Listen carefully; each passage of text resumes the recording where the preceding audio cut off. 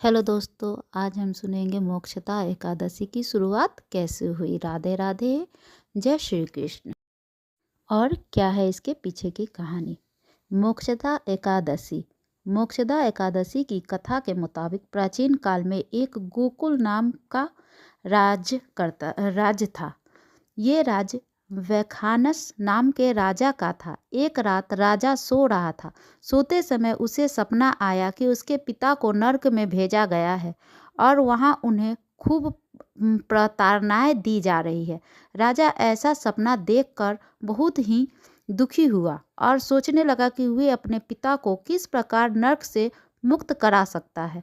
इसके बाद सुबह होते ही राजा ने राजपुरोहित को बुलावा भेजा। राजपुरोहित आए तो राजा ने उनसे अपने पिता की मुक्ति का रास्ता पूछा।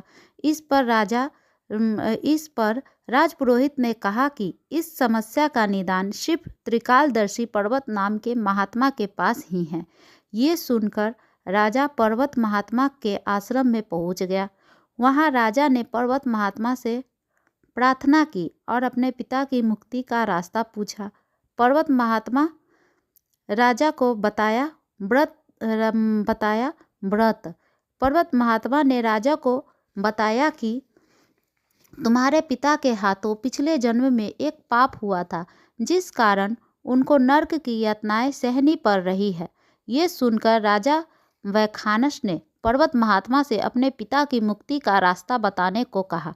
तब पर्वत महात्मा ने राजा से कहा कि हे राजन, आप मार्गशीर्ष महीने के शुक्ल पक्ष में पड़ने वाली मोक्षदा एकादशी का विधि विधान से व्रत और पूजा करें। उन्होंने राजा से कहा कि इस व्रत के प्रभाव से आपके पिता को मुक्ति मिल जाएगी। इसके बाद राजा वैखानस अपने राज्य में वापस आ गया और पूरे विधि विधान से मोक्षदा एकादशी व्रत रखने के साथ ही भगवान विष्णु और माता लक्ष्मी की पूजा करने लगा। व्रत के प्रभाव दिखा और राजा के पिता पितृदोष से मुक्त हो गए।